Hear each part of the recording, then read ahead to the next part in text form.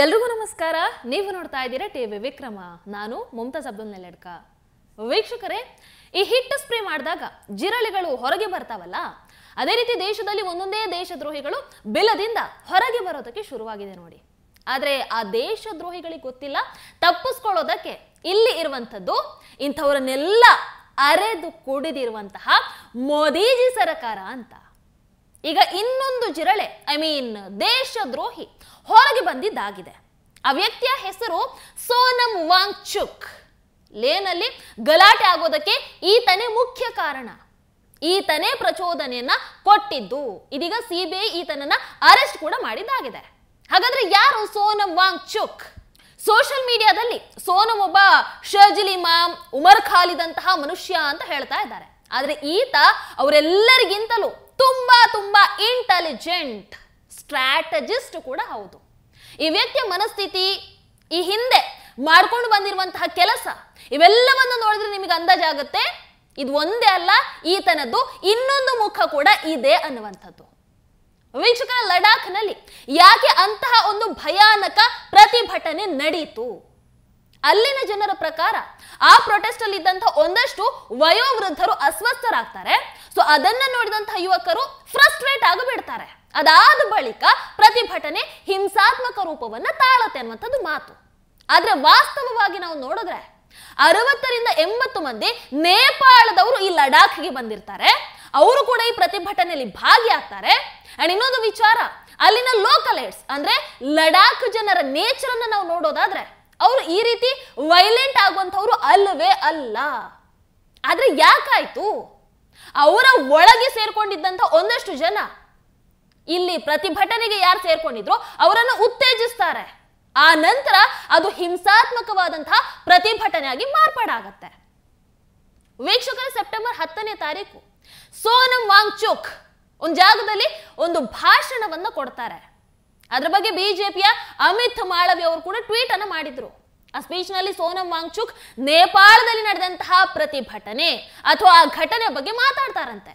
ಅದ್ರ ಜೊತೆಗೆ ಬಾಂಗ್ಲಾದೇಶ ಹಾಗೂ ಶ್ರೀಲಂಕಾದಲ್ಲಿ ಅದು ಏನೇನ್ ನಡೆದಿತ್ತು ಅದನ್ನು ಕೂಡ ಅಲ್ಲಿ ಉಲ್ಲೇಖ ಮಾಡ್ತಾರೆ. ಜೆನ್ಜಿಗಳ ಬಗ್ಗೆ ಕೂಡ ಅಲ್ಲಿ ಉಲ್ಲೇಖವನ್ನ ಮಾಡ್ತಾರೆ. नेपाल ला यौंस्ते ओडो बांग्लादेश ला यौंस्ते ओडो श्रीलंका यौंस्ते ओडो मिमन से गिरजा क्यों नोक्तेने चिक चिक शीना तेने क्यों नोक ಸಮರವ್ಯಾಲೆ. ಸೊ ಇಲ್ಲಿ ಈಗ ನಾವು ನಿಮಗೆ ಏನು ಅರ್ಥ ಮಾಡಿಸ್ತಾ ಇದ್ದೀವಿ ಅಂತ ಹೇಳಿದ್ರೆ, ಈ ಮನುಷ್ಯನ ಪ್ಯಾಟರ್ನ್ ಹೇಗಿದೆ ಅನ್ನುವಂಥದ್ದನ್ನ ನೀವು ಅರ್ಥ ಮಾಡ್ಕೊಳ್ಬೇಕು. ಲಡಾಖ್ ನಲ್ಲಿ ಯಾವಾಗ ಈ ಪ್ರತಿಭಟನೆ ತೀವ್ರ ಆಗುತ್ತಲ್ವಾ, ಆಗ ಕೂಡಲೇ ಈ ವ್ಯಕ್ತಿ ಅಲ್ಲಿನ ಜಾಗ ಖಾಲಿ ಮಾಡಿಬಿಡ್ತಾನೆ. ನನ್ನ ಯಾವುದೇ ಕೈವಾಡ ಇದರಲ್ಲಿ ಇಲ್ಲ ಅಂತ ಆತ ಬಚಾವ್ ಆಗೋದಕ್ಕೆ ಟ್ರೈ ಮಾಡ್ತಾನೆ. ಅದಾದ ನಂತರ ಒಂದು ಸ್ಟೇಟ್ಮೆಂಟ್ ಅನ್ನು ಕೊಟ್ಟು ಬಿಡ್ತಾನೆ. ಅಂದ್ರೆ ಮಾಡೋದೆಲ್ಲ ಮಾಡಿ ನಾನು ಹೀಗೆಲ್ಲ ಆಗುತ್ತೆ ಅಂತ ಅನ್ಕೊಂಡಿರ್ಲಿಲ್ಲ, ಈ ರೀತಿ ಆಗಬೇಕು ಅಂತ ಕೂಡ ನಾನು ಅನ್ಕೊಂಡವನಲ್ಲ, ದಯವಿಟ್ಟು ಇಂತಹ ಹಿಂಸಾತ್ಮಕವಾದಂತಹ ಪ್ರತಿಭಟನೆಯನ್ನ ನಿಲ್ಲಿಸಿ ಅನ್ನುವಂತಹ ಮಾತನ್ನ ಹೇಳ್ತಾನೆ. दोस्तों, आज हमारे अनशन के 15वें दिन ये बताते हुए बहुत दुख हो रहा है कि आज लेह शहर में कुछ बड़े पैमाने पर हिंसा और तोड़फोड़ होने लगी। कई कार्यालयों को तोड़ा गया, आग लगा दी गई और गाड़ियों को पुलिस के आग लगा दी गई। इससे पहले मैं आपको ये बताऊं कि कल यहाँ पर जो 35 दिन के अनशन पे बैठे थे उनमें से 2 लोग अस्पताल में उन्हें ले जाना पड़ा बहुत गंभीर स्थिति में। इससे लोगों में बहुत रोष जागा और आज पूरे लेह में बंद की घोषणा की गई और फिर युवा पीढ़ी हज़ारों की संख्या में बाहर आ गए। कुछ लोग सोचते हैं कि ये हमारे समर्थक थे। मैं कहूँगा हमारे समर्थक से ज़्यादा, हालांकि समर्थक पूरा लद्दाख है इस मुद्दे पर लद्दाख के, मगर ये युवा पीढ़ी का बरास था, एक तरह का जेनजी रेवोल्यूशन। ಪ್ರಚೋದನೆ ಮಾಡೋದೆಲ್ಲ ಮಾಡಿ ಅಲ್ಲಿಂದ ಪರಾರಿ ಆದ್ಮೇಲೆ ಇಂತಹ ಹೇಳಿಕೆಯನ್ನು ಕೊಡೋದು. ಈತ ನಿಜವಾಗ್ಲೂ ಒಳ್ಳೆಯ ವ್ಯಕ್ತಿ ಆಗಿದ್ದಿದ್ರೆ, ಆ ಅನಾಹುತಕ್ಕೆ ಕಾರಣ ಅಲ್ಲ ಅಂತ ಆಗಿದ್ದಿದ್ರೆ ಆ ಮನುಷ್ಯ ಅಲ್ಲಿಂದ ಓಡ್ ಹೋಗ್ಬಾರ್ದಿತ್ತು. ಯಾಕೆ ಓಡ್ ಹೋದ್ರು? ಅಲ್ಲೇ ಇದ್ದುಕೊಂಡು ಇವರ ಫಾಲೋವರ್ಸ್ ಗಳನ್ನ ತಡಿಬೇಕಿತ್ತು ತಾನೆ. ಹೀಗೆ ಮಾಡಬೇಡಿ, ಇದು ತಪ್ಪು ಅಂತ ಹೇಳ್ಬೇಕಿತ್ತಾನೆ. ಆಗ ಇವರ ಉದ್ದೇಶ ಹಿಂಸೆನೇ ಆಗಿತ್ತು. ವೀಕ್ಷಕರೇ, ಇಷ್ಟೆಲ್ಲ ಮಾಡಿದ ಮೇಲೆ ನಮಗೆ ಭಯ ಶುರು ಆಗಿಬಿಡುತ್ತೆ. ತನ್ನ ಹಿಂದೆ FCRI ಅದೇ ರೀತಿ CBI ಬಂದೇ ಬರುತ್ತೆ, ಅರೆಸ್ಟ್ ಆಗೇ ಆಗ್ತೀನಿ ಅನ್ನುವಂಥದ್ದು ಆಮೇಲೆ ಆತನಿಗೆ ಅರ್ಥ ಆಗತ್ತೆ. ಅದೇ ಕಾರಣಕ್ಕೋಸ್ಕರ ಅರೆಸ್ಟ್ ಆಗೋ ಮೊದಲು ಆತ ಟಿವಿಯಲ್ಲಿ ಕೂತ್ಕೊಂಡು ಇಂಟರ್ವ್ಯೂ ಕೂಡ ಕೊಡ್ತಾನೆ. ಇದೇ ರೀತಿಯ ಇಂಟರ್ವ್ಯೂವನ್ನ ಒಸಾಮಾ ಬಿನ್ ಲ್ಯಾಡನ್ ಕೂಡ ಕೊಟ್ಟಿದ್ದ. ಅಲ್ಲದೆ ಸೋನಂ ಈ ಇಂಟರ್ವ್ಯೂ ಅಲ್ಲಿ ಕೇಂದ್ರ ಸರ್ಕಾರಕ್ಕೆ ವಾರ್ನಿಂಗ್ ಅನ್ನು ಕೂಡ ಕೊಡ್ತಾನೆ. ವೀಕ್ಷಕರು, ಇವೆಲ್ಲವನ್ನ ನಾನು ಯಾಕೆ ಹೇಳ್ತಾ ಇದ್ದೀನಿ ಅಂತಂದ್ರೆ, ಈ ಮನುಷ್ಯನ ಒಂದೊಂದು ಹೆಜ್ಜೆ ಕೂಡ ಹೇಗಿದೆ ಅನ್ನುವಂಥದ್ದನ್ನ ನೀವು ನೋಡ್ಬೇಕು. ಅವರಿಗೆ ಮೀಡಿಯಾ ಮುಂದೆ ಬಂದು ಏನು ಮಾತಾಡಬೇಕು, ಏನು ಮಾಡಬೇಕು, ಯಾವ ರೀತಿ ಸಿಂಪತಿಯನ್ನ ಗಿಟ್ಟಿಸ್ಕೊಳ್ಬೇಕು, ಪ್ರತಿ ಒಂದು ಕೂಡ ಬಹಳ ಚೆನ್ನಾಗಿ ಗೊತ್ತು. ಇದು ತುಂಬಾ ಬುದ್ಧಿವಂತಿಕೆಯಿಂದ ಕುತಂತ್ರವನ್ನು ನಡೆಸ್ತಾನೆ. ಲೇ ಲಡಾಖ್ನ ಶಕುನಿ ಅಂತ ಹೇಳಿದ್ರು ತಪ್ಪಾಗಲ್ಲ ಈತನನ್ನ. साथियों, आपने देखा होगा कि आज तक के मेरे सारे अपडेट्स हिंदी भाषा में हैं. उसका एक कारण है, वो ये कि मैं नहीं चाहता कि भारत की ये अंदरूनी बात विदेशों तक पहुँचे और हमारे ये नेता देश के उनका अपमान हो अंतर्राष्ट्रीय मंच पर. वरना हमारे बहुत से समर्थक विदेशों में हैं, बहुत से नेटवर्क्स हैं जो हमारे समर्थन करना चाहते हैं. जैसे एशिया में मैक्सेसे अवार्ड फाउंडेशन है, जापान में कई फाउंडेशंस हैं, वैसे ही यूरोप में रोलेक्स अवार्ड फाउंडेशन है, नोबेल पीस प्राइज़ फाउंडेशन है जहां मैंने एक बहुत बड़ा लेक्चर किया था, वैसे ही अमेरिका में, साउथ अमेरिका में. तो फिर भी हम उन्हें मदद के लिए अभी तक नहीं बोल रहे हैं.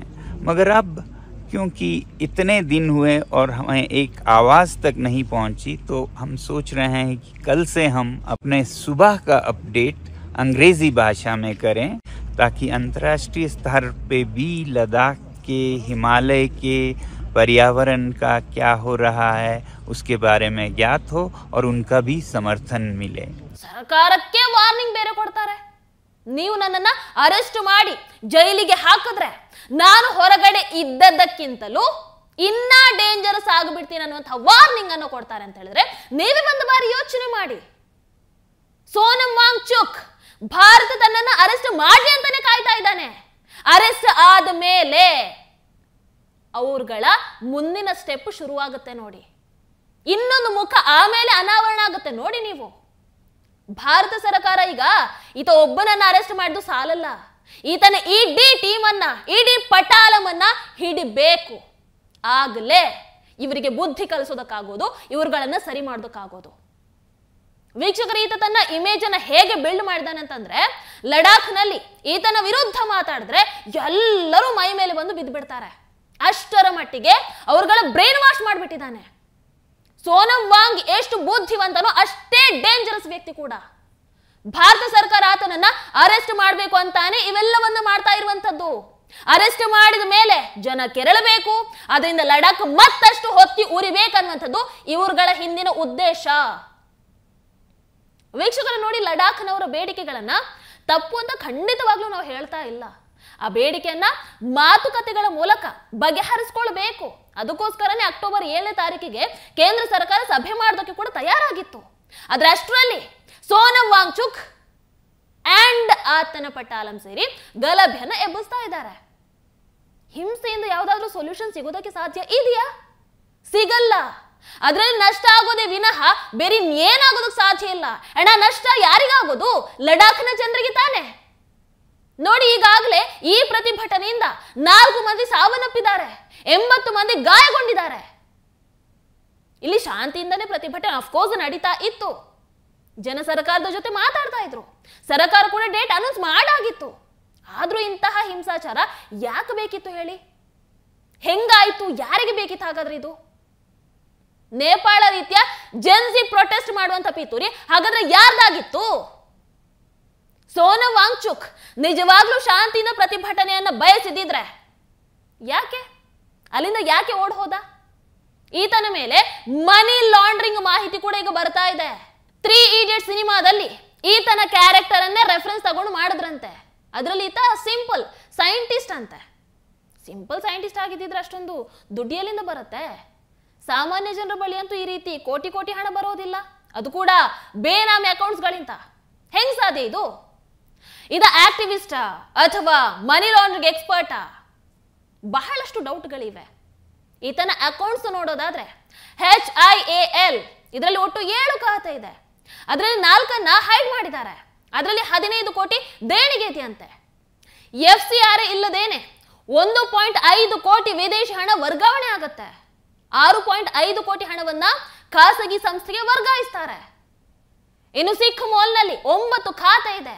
ಅದರಲ್ಲಿ 6 ಖಾತೆಗಳನ್ನ ಹೈಡ್ ಮಾಡಿದ್ದಾರೆ.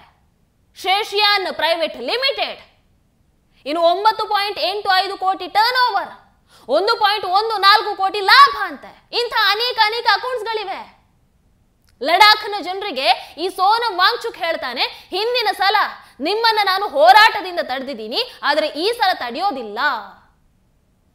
ಹಾಗಾದ್ರೆ ದೇಶದ ವಿರುದ್ಧನೇ ಯುದ್ಧಕ್ಕೆ ಸಿದ್ಧವಾಗ್ತಾ ಇದ್ದಾನೆ ಈ ಮನುಷ್ಯ. ವೀಕ್ಷಕರು, ಈತನ ಮುಖವಾಡಿ ಈಗ ಬಯಲಾಗ್ಬಿಟ್ಟಿದೆ.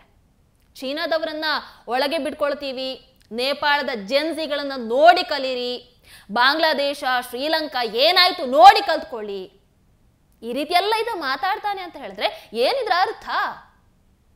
ಅಂಡ್ ಅದರ ಜೊತೆಗೆ ಮೋದಿಜಿಯವರಿಗೆ, ಅಮಿತ್ ಶಾಜಿ ಅವರಿಗೂ ಕೂಡ ಓಪನ್ ಆಗಿ ಬೆದರಿಕೆಯನ್ನ ಹಾಕ್ತಾನೆ ಅಂತ ಅಂದ್ರೆ ನೋಡ್ಬೇಕಾಗತ್ತೆ ನಾವು. ನನ್ನನ್ನ ಅರೆಸ್ಟ್ ಮಾಡಿ ನೋಡಿ ಏನಾಗುತ್ತೆ, ಈ ರೀತಿಯಾದಂತಹ ಮಾತುಗಳು. ಹಾಗಾದ್ರೆ ಈತನ ಉದ್ದೇಶ ಏನನ್ನುವಂಥದ್ದು ಪ್ರತಿಯೊಬ್ಬರಿಗೂ ಕೂಡ ಗೊತ್ತಾಗ್ಲೇಬೇಕಲ್ವಾ? ಎಸ್, ಅರೆಸ್ಟ್ ಆಗಿದೆ. ಇನ್ನು ಮುಂದೆ ಎಲ್ಲವೂ ಕೂಡ ಒಂದೊಂದಾಗೆ ಹೊರಗೆ ಬಂದೇ ಬರುತ್ತೆ. ಕಾದ್ ನೋಡೋಣ. ನಿಮ್ಮ ಅನಿಸಿಕೆಯನ್ನು ದಯವಿಟ್ಟು ಕಾಮೆಂಟ್ ಮೂಲಕ ತಿಳಿಸಿ. ಹಾಗೆ ವಿಡಿಯೋ ನಿಮಗೆ ಇಷ್ಟ ಆದಲ್ಲಿ ಲೈಕ್ ಮಾಡಿ, ಶೇರ್ ಮಾಡಿ. ನಮಸ್ಕಾರ. ಟಿವಿ ವಿಕ್ರಮ, ದೇಶ ನಿಮ್ಮ ಕೈಯಲ್ಲಿ. ಈ ಕಾರ್ಯಕ್ರಮ ನಿಮಗೆ ಇಷ್ಟ ಆಗಿದ್ದಲ್ಲಿ ಲೈಕ್, ಶೇರ್ ಹಾಗೂ ಕಮೆಂಟ್ ಮಾಡಿ. ಟಿವಿ ವಿಕ್ರಮದ ಕಾರ್ಯಕ್ರಮಗಳನ್ನು ನಿರಂತರವಾಗಿ ವೀಕ್ಷಿಸಲು ಸಬ್ಸ್ಕ್ರೈಬ್ ಮಾಡಿ, ಬೆಲ್ ಐಕನ್ ಒತ್ತಿ.